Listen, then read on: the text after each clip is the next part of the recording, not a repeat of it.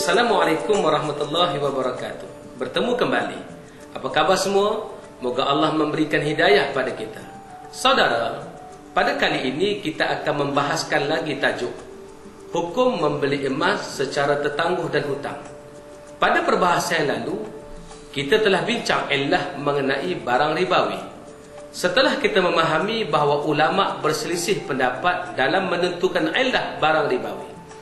Ada yang menyatakan barang ribawi hanya 6, sebagaimana yang termaktub di dalam hadis. Ada ulama menyatakan selain 6 ini juga boleh menjadi barang ribawi. Saya telah sebut semua ini adalah perkara khilaf yang tidak patut menjadi perbalahan hukum. Kita mesti berlapang dada dalam menghadapi masalah khilaf. Kita tinggalkan sebentar masalah khilaf ini. Kita akan bahas tajuk selanjutnya.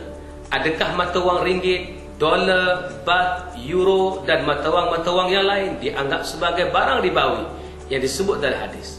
Saudara, sebelum tahun 1971, iaitu sebelum mata wang dolar diputuskan hubungan dengan emas dan perak, maka hukum mata wang adalah hukum emas dan perak.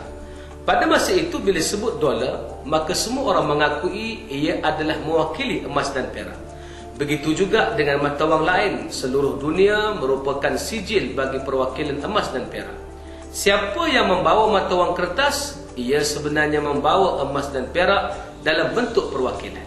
Saudara, maka hukum mata wang kertas pada masa itu adalah sama hukum emas dan perak yang termasuk sebagai barang ribawi.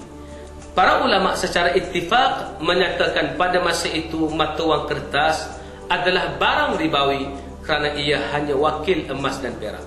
Sebarang pembelian atau pertukaran mesti dielakkan dari unsur ribawi.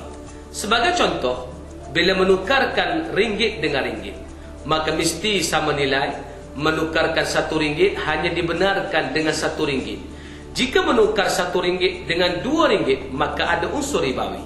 Jika menukar RM1 dengan RM1 dalam majlis akad yang berbeza, maka hukumnya juga haram kerana emas dan perak mesti ditukar dalam majlis akad yang sama. Manakala jika menukar RM1 dengan $2 atau 3 Swiss francs atau 4 rial, dibolehkan namun mesti dalam satu majlis akad. Semua ini semasa mata wang kertas menjadi wakil emas dan perak. Namun setelah mata wang kertas menjadi wang fiat yang tidak lagi terikat dengan emas dan perak, maka menyatakan ia masih mewakili emas dan perak perlu dikaji semula. Inilah yang dikemukakan oleh Dr. Muhammad Sulaiman Al-Ashqar. Saudara, pada masa ini, setelah mata wang kertas menjadi wang fiat yang bebas ikatan dengan emas dan perak, maka ulama berbeza pendapat dalam menyatakan hukum mata wang kertas. Pendapat ulama dalam masalah ini terbahagi kepada dua bahagian. Pendapat pertama, duit kertas tidak ada unsur ribawi kerana ia berdiri dengan sendiri dan nilainya tidak ghalibah, yakni tidak kekal. Maksud tidak ghalibah, ia tidak ada nilai intrinsik di dalamnya. Ia bernilai kerana diberi nilai padanya. Berbeza pada emas dan perak yang setiap masa bernilai dan diakui nilai oleh semua manusia. Ini pernah disebut Imam Nawawi dalam Al-Majmu' bila menyatakan fulus atau mata wang sebagai benda yang tidak ghalibah. Imam Nawawi rahimahullah berkata, "Idza rajatil fulus rawajun nuqud lam yahrumir riba fiha. Hadha huwa sahih al-mansus wa bihi qata'a al-musannif wal jumhur wa fihi wajhu syaz annahu yahrumu hakahul khurasaniyun." Maksudnya, apabila fulus itu laku seperti lakunya nuqud emas dan perak, tidak haram padanya riba. Inilah yang sahih dinaskan dan dengannya dipastikan musannif, yakni Imam Syirazi dan jumhur Syafi'iyah, dan padanya terdapat satu wajah syaz, yakni yang ganjil, ianya haram. Ini diriwayatkan oleh Imam Khurasaniyun daripada Ashabus Syafi'i, disebut dalam kitab Majmu'. Saudara, pendapat duit kertas tidak ada unsur ribawi ini adalah pendapat Syekh Muhammad Sulaiman Al-Ashqar dan Syekh Hasan Ayub. Boleh merujuk perbahasan ini dalam kitab Buhus Fiqhiyah fi Qadaya Iqtisadiyah Mu'asarah. dan kitab-kitab lain yang boleh dilihat di sini.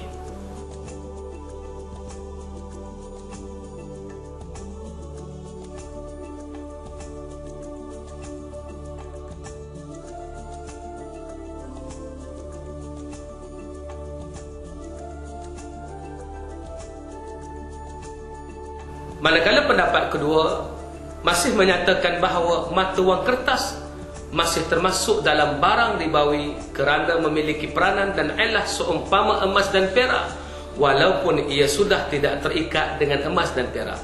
Ini adalah pendapat Imam Malik rahimahullah dan disokong oleh Syekhul Islam Ibn Taymiyah rahimahullah dan diikuti kebanyakan ulama masa kini. Dan atas pendapat ini, Majma' Fiqh Islam Rabitah Al-Alam Al-Islami mengeluarkan fatwa sedemikian. Saudara, setelah melihat pandangan ulama ini, barang siapa yang memakai pendapat pertama, maka jual beli emas secara tertangguh atau berhutang boleh dan sah pada syarat kerana mereka melihat wang fiat sudah hilang hubungan dengan emas dan perak. Barang siapa yang memakai pendapat yang kedua, maka hukum berjual beli emas secara tertangguh tidak dibenarkan. Ini kerana mereka masih menganggap wang fiat mempunyai illah yang sama dengan emas dan perak, iaitu sebagai alat pertukaran. Inilah yang telah dikemukakan Ibn Taymiyah yang menyatakan illah ribawi pada emas dan perak adalah alat pertukaran. Jadi illah ini ada pada wang fiat masa kini. Saudara, oleh itu saya simpulkan di sini, barang siapa yang menyatakan wang fiat iaitu ringgit, dolar, Swiss francs, baht dan lain-lainnya mempunyai illah yang sama dengan emas dan perak, haram membeli emas dan perak secara tertangguh. Maka pendapat ini betul dan benar. Namun siapa yang memakai pendapat yang satu lagi yang membenarkan pembelian emas dan perak secara tertangguh, pendapat ini juga adalah benar. Maka selagi ia termasuk dalam lingkungan khilafiyah, memakai pendapat manapun masih dibenarkan. Saya nasihatkan, kalau anda ingin memakai pendapat yang tidak membenarkan jual beli tertangguh, jangan anda menghalang orang lain memakai pandangan yang membenarkan jual beli tersebut. Ini kerana ia masih dalam lingkungan khilaf. Kita bukan membenarkan orang mengambil pendapat khilaf secara membabi buta, tetapi mustahil dalam muamalah hari ini kita membawa duit cash untuk ditukar dengan emas. Dalam kaedah fiqh pun ada menyatakan al-masyaqqah tajlibut taysir, kepayahan menyebabkan kemudahan dibenarkan. Mengambil pendapat khilaf hanya dilarang bila yang mengambil itu menimbulkan dua keadaan. Pertama, mengikut nafsu. Kedua, menimbulkan fitnah. Saudara, perbahasan ini belum tamat lagi. Ada satu lagi tajuk. Kalau benar duit fiat ataupun mata wang kertas itu bukan barang ribawi, kenapa dikenakan zakat? Perbahasan ini akan bersambung di bahagian keempat. Nantikan kemunculannya, kita akan bertemu lagi. Sunahemas.com, inilah masa depan.